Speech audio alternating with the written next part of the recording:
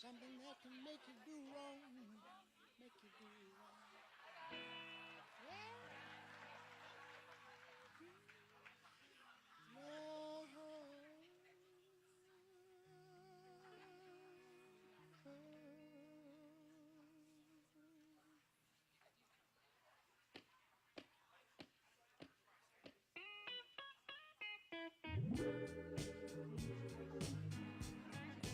Love and happiness. Wait a minute, something going wrong. Someone's on the phone, 3 o'clock in the morning. Yeah, talking about how she can make it right. Yeah, yeah. Happiness is when you really feel good about somebody. There's nothing wrong being in love with someone. Yeah, oh baby, love and happiness. Love and happiness. Oh,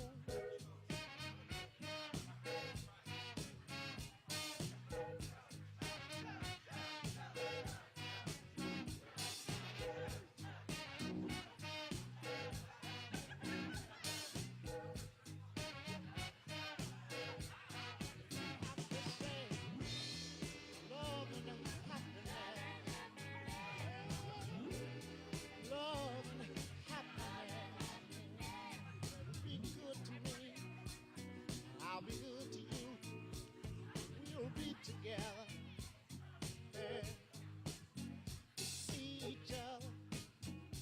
Walk away with victory. Yeah. Oh, baby. Love and happiness. Oh, yeah. Love and happiness. Oh,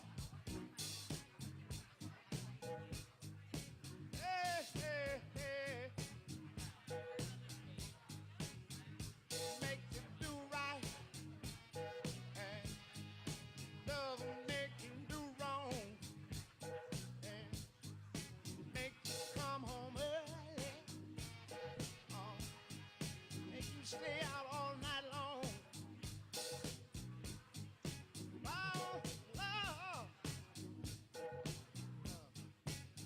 Wait a minute. Let me tell you.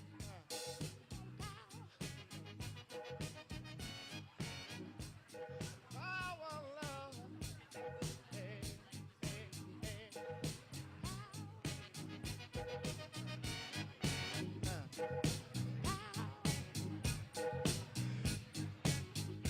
Make you do right. And love will make you do wrong. Yeah.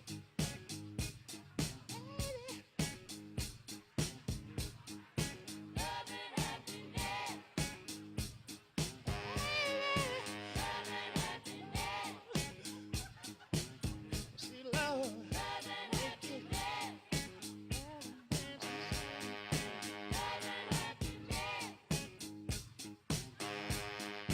make you wanna dance. Love and happiness. Love is, wait a minute. Love is walking together, talking together, saying together, together. Yeah. Say I want 'em on, say, I'm on for love. Say, I'm on for love.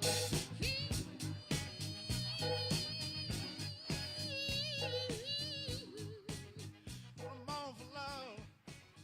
Talking for the power.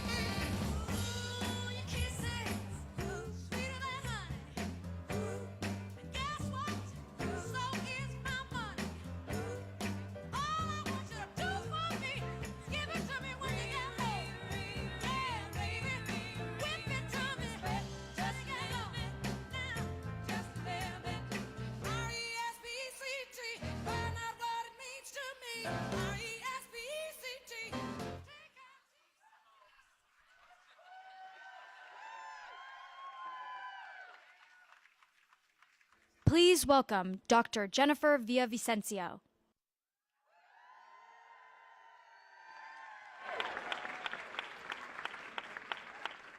Hello, everyone. Thank you so much for being here today. My name is Dr. Jenny Villavicencio, and I'm a board-certified obstetrician-gynecologist. That means that I deliver babies, I perform cancer screenings, I perform life-saving surgeries, and I offer abortion care.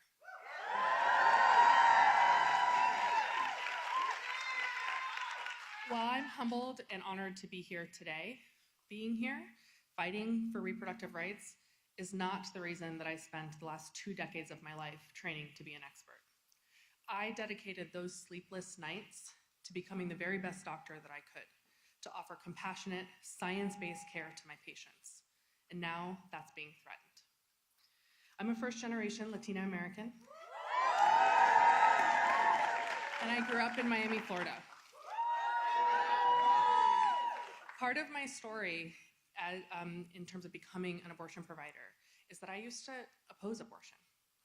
My journey to supporting women and people who need abortion care is a long one, filled with personal and professional experiences that helped me understand that pregnancy decisions are incredibly complex and unique to each individual person and their family. I realize that it's my duty as a doctor to show up for my patients, to be there for them no matter what it is that they need. I also understand that it can be uncomfortable talking or thinking about abortion. I used to feel that way.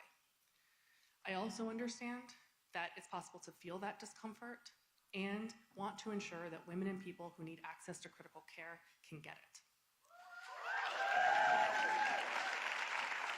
That is why the extreme government interference into healthcare that's happening right now is so terrifying. We're already seeing the impact of the overturning of Roe versus Wade on the health and lives of my patients and patients across America. And those who want to ban abortion, they want to go even further. They want a national ban. They want to put doctors like me, in jail for caring for patients with the very best science. They want to force young victims of sexual assault, those with devastating fetal diagnoses, and those who know they cannot be pregnant, they want to force them to give birth. All against a backdrop of a rising maternal mortality rate that makes giving birth today more dangerous than when our mothers did, even more so for Black and Indigenous women. We cannot let this continue. Election Day is in 3 weeks, and it's on us. We have to go out and vote for the people who are going to support us, who are going to stand up for us, for you, and for your families, who are going to protect our ability to make carefully considered healthcare decisions. President Biden knows that the only people who should be involved in complex pregnancy healthcare decisions are that person, their chosen support network, and their doctor. And that's why I am deeply honored to stand here with him today.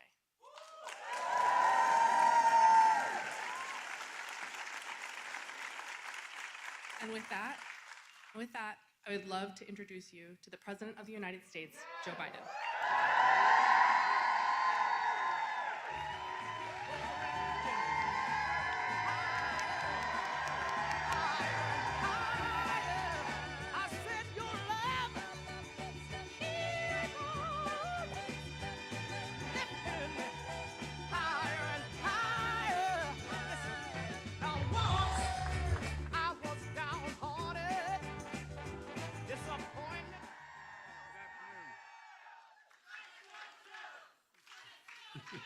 Thank you.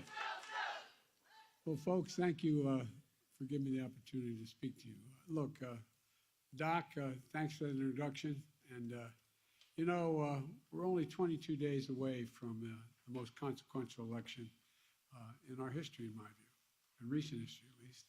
Elections where the choice and the stakes are crystal clear, especially when it comes to the right to choose. And on January 22nd, 1973, I hate to admit this, but I was a freshman, 30-year-old freshman United States Senator. And the Supreme Court issued its opinion in Roe v. Wade, establishing a fundamental constitutional right to choose.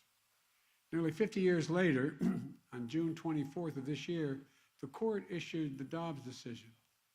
A woman and all across the country, starting in my house, lost a fundamental right. I want to remind us all how we felt that day when 50 years of constitutional precedent was overturned. I'm going to use this mic if it's okay. The anger, the worry, the disbelief, the unbelievable fact that for the first time in our history, the Supreme Court didn't just fail to preserve a constitutional freedom, it actually took away the right that was so fundamental to Americans. It took away a right. And the fear that now that most personal decisions may not only be made by the woman and her doctor, but by politicians to make that decision. The Dobbs decision, the court practically dares women to go ahead and lead and be heard. One of the most extraordinary parts of that decision, in my view, was when the majority wrote, quote, "Women are not without electoral, are not without electoral or political power." Let me tell you something. The court and the extreme Republicans who've spent decades trying to overturn Roe are about to find out.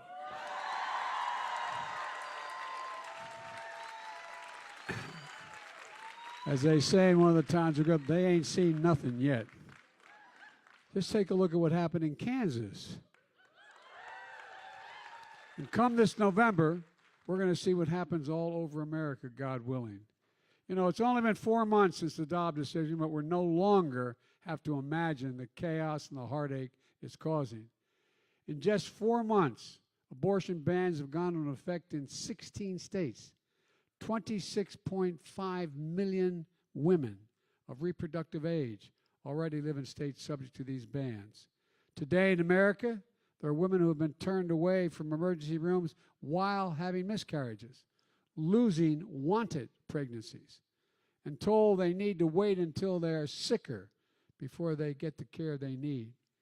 And there are survivors of rape and incest who've been denied access to health services in their home states and been forced to travel to states that do provide that care. And there's so much confusion and uncertainty that doctors and nurses fear they could face criminal charges for just doing their job responsibly.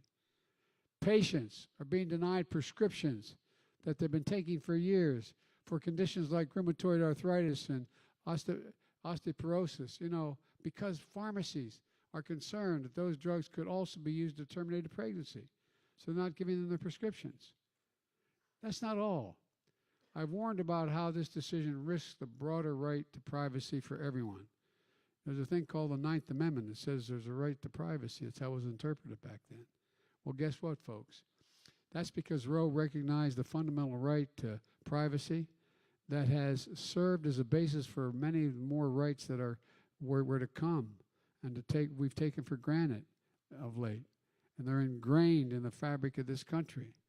The right to make a decision, the best decision for your health, the right to birth control, the right that I pushed hard and it finally got changed, the married couples in the privacy of their bedroom, I'm thinking about the Dobbs decision. I'll get to that in a second with Clarence Thomas. But the right to marry who you love. Look, folks. Justice Thomas said as much in his concurring opinion in Dobbs, writing, quote, "In future cases, we should reconsider all of this court's substantive due process precedents, including Griswold," we're getting to the whole idea of contraception, Lawrence, and Oglesby. Look, folks, meanwhile, and I just want to make clear, I know you all know, but I'll make sure they're talking about the right to use contraception and the right to marry who you love. Anyway, I don't want to get started. Meanwhile, congressional Republicans are doubling down on their extreme positions. Kevin McCarthy, the Republican leader of the House, has said that if they take control of the House, our work is, quote, far from done. He wants the United States Congress to pass a law that would ban abortion nationwide. Senator Lindsey Graham called for an abortion ban that criminalizes doctors and nurses who provide medical care for their patients in need. If Republicans get their way with a national ban, It won't matter where you live in America. So let me be very clear. If such a bill were to pass in the next several years, I'll veto it. But we can't let it pass in the first instance. Immediately after the Dobbs decision came down, I signed an order, and my administration took a number of actions to protect the access to reproductive health care, including emergency medical care, to protect a woman's right to travel from a state that prohibits abortion to a state that allows it, and to protect the privacy of sensitive health information, preventing states from tracking women or seeking help, because that's what some will do. But as I said when the Dobbs decision, we're fighting a battle in the courts as well, but as I said in the Dobbs decision, when it was released, I want to repeat it again. The only sure way to stop these extremist laws that are put in jeopardy women's health and rights is for Congress to pass a law. And I've said before, the court got Roe right nearly 50 years ago, and I believe Congress should codify Roe once and for all. Right now, we're short a handful of votes. If you care about the right to choose, then you got to vote.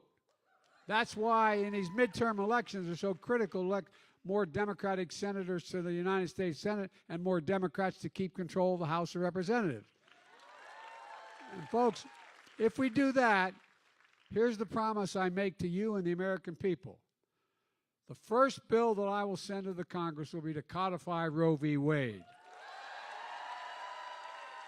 And when Congress passes it, I'll sign it in January, 50 years after Roe was first decided the law of the land. And together we'll restore the right to choose for every woman in every state in America. So vote. You got to get out the vote. We can do this if we vote. Folks, I also have a message for the young people of this nation. I've always believed that this generation, this young generation, represents the best educated, most talented, least prejudiced generation in American history. And that today we face an inflection point. One of those moments that only come around every several generations, where there's so much change happening technologically, politically, and socially, that the decisions we make now are going to determine the future of our nation and the future of your generation for the next 30 or more years. And it only happens once every 5, 6 generations. I know that you may feel like it's an added burden on top of all you've already been through. And this young generation, my grandchildren and children have been through. I'm not saying you have to shoulder the burden alone. The task at hand and the task ahead is the work of all of us. What I am saying is you represent the best of us. Your generation will not be ignored, will not be shunned, and will not be silent. Just look at what happens when you speak out. 2 years ago, perhaps many of you voted for your first time in an election or volunteered for your work in your first election. You understood the choices and the stakes. And because of your experience and power to vote, you elected me president and Kamala vice president, the highest ranking woman ever to be elected in American history. And since then, with your help, we've delivered enormous progress for the nation. The most significant gun safety law in 30 years. And by the way, if you give me a Democratic Congress, we're going to ban assault weapons again. I did it once, I'm doing it again. And the most significant infrastructure law in 70 years to have us, you know, we ranked up like in the 20s in terms of infrastructure. In the United States of America, for God's sake. We made the most significant commitment ever in all of history to protect our environment. Ever, ever, ever. $360 billion. And with your help, we're forgiving student debt.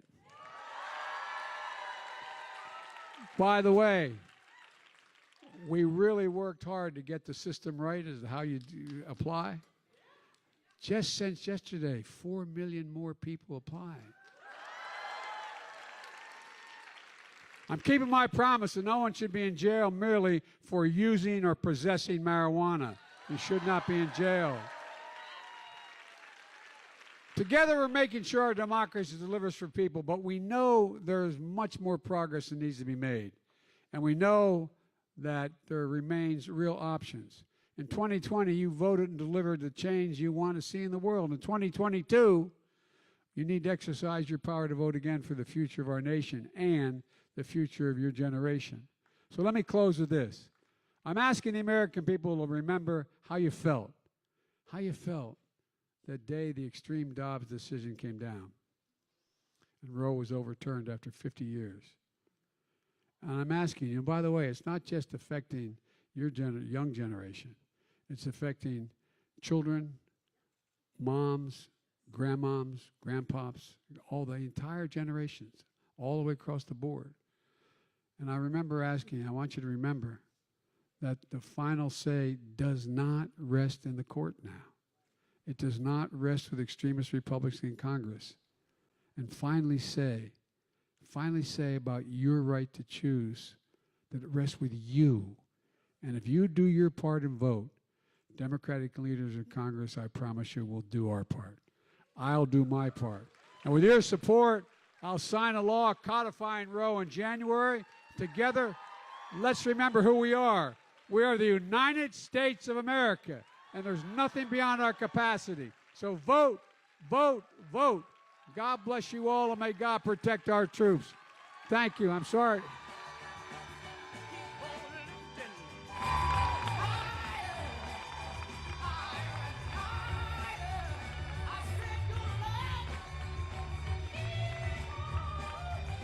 Apologizing for my back. My mother would be very angry. I was talking with people with my back to them. I apologize. So thank you all so very, very much.